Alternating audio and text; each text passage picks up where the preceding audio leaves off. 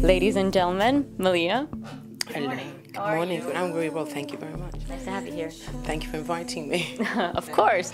Your album Convergence is out now, and you said that you wanted to have some challenges with this album. What exactly did you have in mind? I'd worked with a producer before for my previous albums with Andre Minuchin, so we'd known each other after 3 albums. We know who we are. I think we'd kind of reached a kind of plateau, and I just wanted to go and work with somebody else, and sort of, through that, you develop in a probably a different way. And I met up with Boris and working with electro sound and electro music, and back to also writing again, because I'd just done the album Black Orchid, which is all covers dedicated to Nina Simone. So I just wanted to get back into the writing again, and just develop and evolve a little bit from where I'd been, out of my comfort zone. And how did you two meet with Boris Blank? I just asked somebody who knew him and who knew him. Okay. Can you please give me the contact? Yeah, literally that was it. And I was fortunate enough that he said, yeah, we can meet up. And so we got together, had a talk, and did some stuff in the studio. We kind of really fell into place. We liked each other, and the sound that he created, my voice seemed to really work. And then we developed the album slowly over 3 years until it was Convergence. And now this whole new musical baby is out. Yeah, exactly. And it's been in the making for 3 years, like I said. So it's kind of ready to come out. You used an expression, electronic gospel. It's your expression, and is that how you would call the whole album? Because I feel, I hear a lot of mesmerizing on the album. I said that because I think the place I was in at that time, from the beginning, was I was going through quite a lot of emotional and personal challenges, which I had to get down on my knees and pray to the universe, to life, to God and everything. So all the lyrics and the way I was singing, I think, came from the place of spirituality, which I equate to gospel music.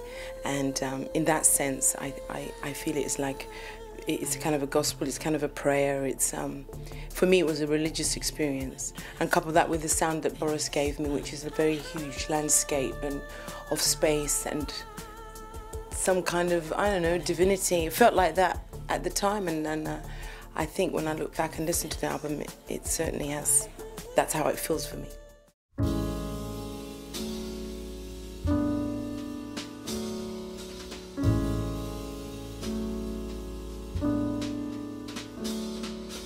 Yeah, you were struggling with illness, and you're a really strong woman, and women really seek for that kind of strength when they're, suffering from certain illnesses. And where did you find that strength in yourself, and what would be your, #1 advice to women that, are looking for that strength right now? Well, being diagnosed with breast cancer, I think you don't know yourself until you're confronted with something like that. And when people say you're strong, but I'm like, well, I had at that time a 3-year-old daughter. I have to be strong. It's not like I have a choice, And your survival instinct really is very powerful, and that will keep you striving. And I'm fortunate that I have survived. I hope I survive for much longer, but I know that there's other women that are, diagnosed, and they don't. They are deceased within a few years of getting their diagnosis. So I think it's you just have no choice. I think it's just inherent in human beings to want to survive and to stay alive. So for me, it was having my daughter really that I couldn't really stay in bed or really feel sorry for myself. Although I did, when she's in bed and she's asleep, I'd be in the bathroom on the floor with a towel and crying. But I think all women that would go through that with children especially, and you just don't have that time to think that there's going backwards. You can only go forwards. The children are the biggest motivation. For me, it was my daughter. She was 3, so it was yeah. It's hard because you can't really talk about it with her. I mean, I kind of told her, she knew that I was sick. You know, I'd come home from chemotherapy, I could hardly walk, so I was crying a lot. So I just told her, like, in a very story way, that I was not very well, and I was trying to make Mummy better, and this is what we have to do, and things like that. So I didn't deny her, and I remember when I even had the mastectomy, and she didn't want to actually have a look at what the bandages, what happened, and it took her about 3 months when I said, "Sweetheart, would you like to have a look?" And then she said, finally, yes. Such an experience makes you, you know, have a totally different view, and perspective changes your perspective and the way that you perceive the world and things that are important. How did it change you? I think that's just it's just part of the whole going through something like that. I think you're not aware that you're changing until maybe a few years down the line, then you realize what you've been through and what you've gone through, and how you've changed, how your friendships perhaps have changed a little bit, how you perceive the world, your empathy, your compassion. For me, it was a lot deeper.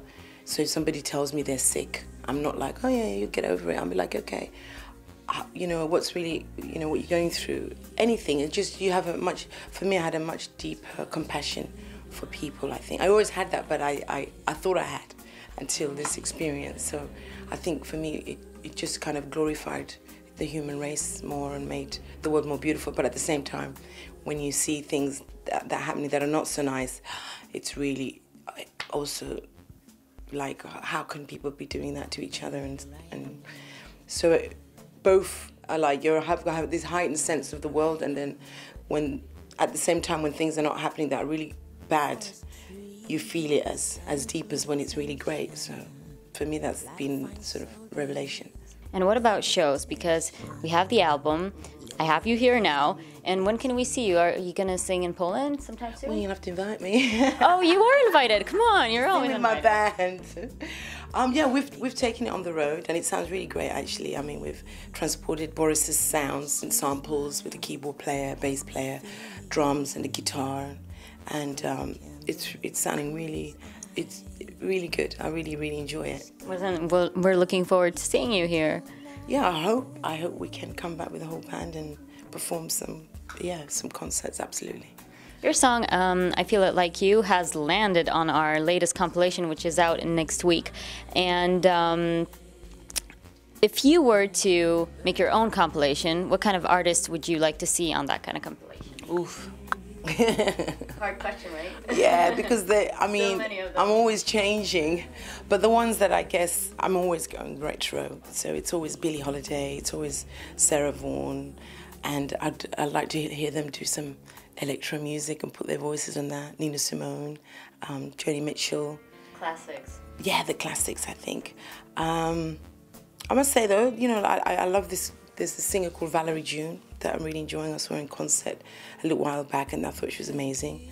I do appreciate Adele, and but I'm Motown and Marvin Gaye and Martha Reeves. I mean, I'm always, there's so much wealth there, and I have got to catch up and then see what's happening now and but you're basically into mellow sounds, right? Yeah, I am. I think that's reflected actually in my. You should listen to our radio station. Yeah, I am. I think, you know, it's nice to, what I like, because I'm quite a hyper person. So when I listen to music, that's like, that's when I can sort of just relax and... find your zen. Yeah, find my zen, exactly, because I'm kind of a hyper person anyway, so I gravitate towards my absolute opposite. What do you still dream of, music-wise? I would love to do like a real dance record. Okay. Some really like hardcore house dancing. That's an ambition of mine because I love dancing, and you know, when I go to clubs and even now I still go sometimes. But I love it. It really. So there's a lot of new stuff before you to do. That's great. That's great. Okay, my last question. We are a very chilled out, relaxed radio station. So my question to you is, how do you like to relax?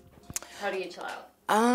I really just love lying in the sun and just letting the sun kiss my face, and I'll have a book next to me, and I'll look at it, but then I'll be like, no, I'd just rather have the sun kissing my face. And that's, for me, relaxing is that. And if it's in the winter, it'll be cooking or just sitting still. That's good. Yeah. That's always good. That's always That's good. it. Okay, thank you very much. And I'd like to wish you all the best. Thank you very much. And I'm looking forward to seeing you here on stage. Yeah, me too. Thank you. Thank you very much.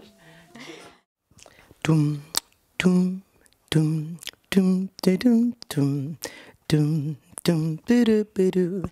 Never know how much I love you. Never know how much I care.